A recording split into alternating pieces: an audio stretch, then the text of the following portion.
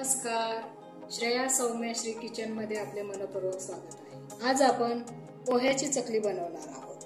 त्यासाठी लागणारे साहित्य पुढील प्रमाणे घेतले आहे। या मेजरिंग कपाच्या मापाने इथे मी 1.5 कप पोहे घेतले, 1 कप हे डाळे आहेत। हे भाजलेलेच असतात पण थोडे गरम करून घ्यायचे। हे 1 कप आहेत म्हणजे 1.5 कपाच्या निम्मे पाव। आणि इथे मी 2.25 कप म्हणजे हे दोन्ही मिळून 2.25 कप होते। तर इथे तांदळाचं पीठ आहे असं बारीक, हे मी 2.25 कप तांदळाचं पीठ घेतलेलं आहे। इथे 2 चमचे तीळ घेतलेला आहे, लाल तिखट, 1 चमचा ओवा, थोडी हळद घेतलेली आहे, चवीपुरतं मीठ।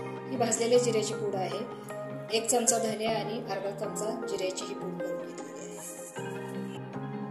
चला तर मग व्हिडिओला सुरुवात करू। हे आपले नेहमी वापरतो ते पोहे आहेत, कांदे पोहे करतो त्याचेच पोहे आहेत। हे थोडेसे मऊ झालेले असतात पण थोडंसं भाजून घ्यायचं। जास्त भाजायचे नाही, थोडं भाजायचे, थोडं गरम झाले की लगेच काढून घ्यायचे।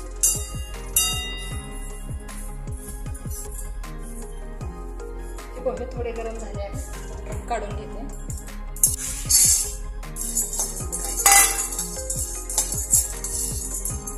आता याच कढईमध्ये मी थोडेसे डाळे भाजून घेते।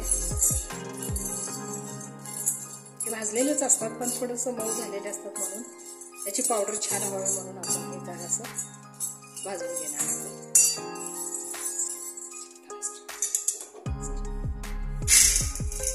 हे आपले भाजलेले पोहे आणि हे थंड झालेलं आहे। आपण हे मिक्सरमध्ये बारीक करून घेऊ। हे दोन्ही पण मिक्सरमध्ये बारीक करून घेऊ। आता हे फुटाण्याची डाळ आणि पोहे मी असं मिक्सरला वाटून घेतलं आणि हे चाळून घेतलेलं आहे।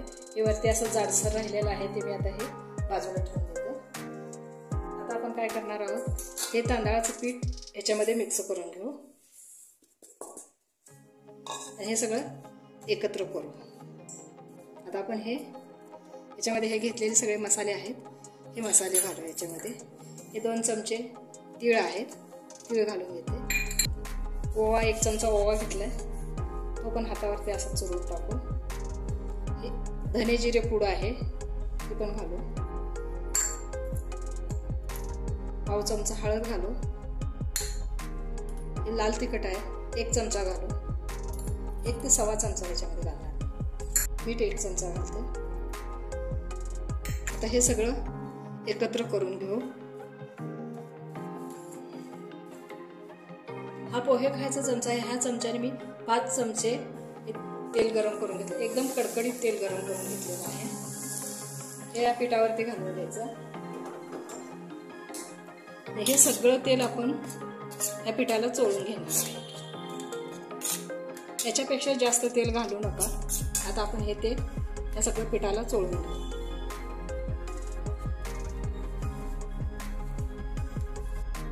पाव चमचा हिंग घालते, हिंग विसरला होता, 1/2 चमचा हिंग घालू। आता आपण हे सगळं तेल ह्या पिठाला चोळून घेतलेलं आहे। अशी मूठ बांधली, हलकी मूठ बांधली तरी चालते, हे अशा पद्धतीने।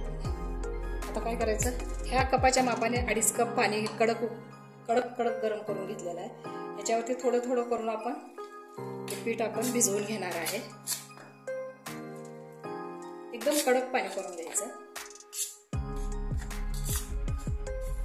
आता हे पीठ आपण एक 10 मिनिट असं झाकून ठेवूया, कारण याच्यामध्ये वाफ येईल आणि याच्यामुळे आपलं पीठ एकदम चकलीला चिकटपणा येणार याच्यामध्ये, म्हणून आपण हे पीठ एक 10 मिनिट झाकून ठेवायचं।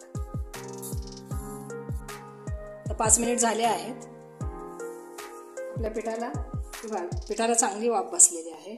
मी इथं 2.5 वाट्या पाणी गरम केलेलं होतं, त्यातलं एवढं पाणी शिल्लक ठेवलेलं होतं। आता आपण हे सगळं पीठ फोडून घेऊ आणि जरी लागलं पाणी वरून तर थोडं थोडं ते पाणी घालून, गरम पाणी घालूनच आपण हे पीठ मळून घेणार आहोत।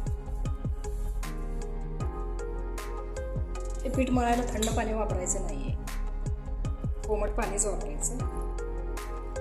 भिजवताना एकदम कडक पाणी वापरायचं आणि मळताना थोडं कोमट वापरायचं। मी हे अशा पद्धतीने एकदम घट्ट पीठ मळून घेतलेलं आहे। ज्यावेळी आपण चकली करत असतो त्यावेळी थोडं थोडं पाणी लावून हे पीठ मळून घ्यायचं। आता मी एक गोळा घेते याचा काढून, थोडं पाणी लावून हे पीठ चांगलं मळून घ्यायचं। पीठ मळल्यामुळे काय होतं, पिठाला थोडा चिकटपणा येतो. पाणी जास्त नाही लावायचं, थोडंच लावायचं, पण मळून घ्यायचं चांगलं. मी इतपत पीठ घट्ट घेतलेलं आहे. पिठाचा असं लांब आकार गोळा करून घ्यायचा. मध्ये कुठेही असं तुटलेलं ठेवायचं नाही. याच्यामध्ये जर हवा भरली तर चकली मग तुटू शकते. आता ह्या शेवग्याला मी आतून तेल लावून घेतलेलं आहे आणि इथं पण थोडंसं लावलेलं आहे. आता आपण हे पिठाचा जो गोळा आहे तो याच्यामध्ये असं एकसारखं दाबून भरायचं, घट्ट भरायचं, हवा नाही भरली पाहिजे याच्यामध्ये.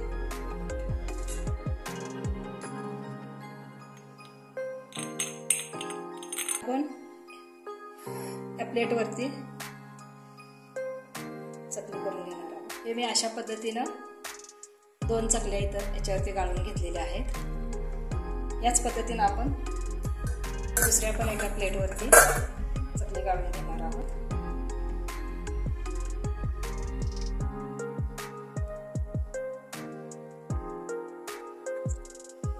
आता आपलं तेल गरम झालेलं आहे. आपण याच्यामध्ये ह्या चकल्या सोडून घेऊ. 3च चकल्या सोडणार आहे.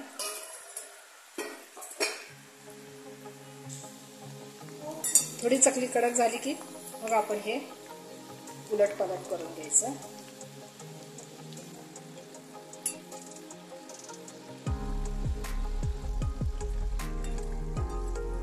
आता आपली चकली तळून झालेली आहे.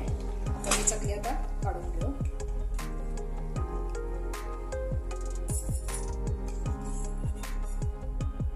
आता मी अशा पद्धतीने सर्व चकल्या तळून घेते. आता आपली चकली तयार आहे. घेतलेल्या साहित्यामध्ये जवळजवळ अर्धा ते पाऊण किलो चकली झालेली आहे आणि तसं करायलाही फार वेळ लागलेला नाही. अर्ध्या तासामध्ये चकली करून तयार झालेली. चकली एकदम खुसखुशीत झालेली आहे. मी तुम्हाला मोडून दाखवते. कुठेही तेल राहिलेलं नाही. चकली हाताला जरा सुद्धा तेल लागत नाही. चकली एकदम खुसखुशीत झालेली आहे. आतून इथं जाळी पडलेली आहे. चकली एकदम पोकळ झालेली आहे चकली. तुम्हाला आजचा व्हिडिओ कसा वाटला? जर माझे व्हिडिओ आवडत असतील तर व्हिडिओला लाईक करा, शेअर करा आणि सबस्क्राईब करा. धन्यवाद.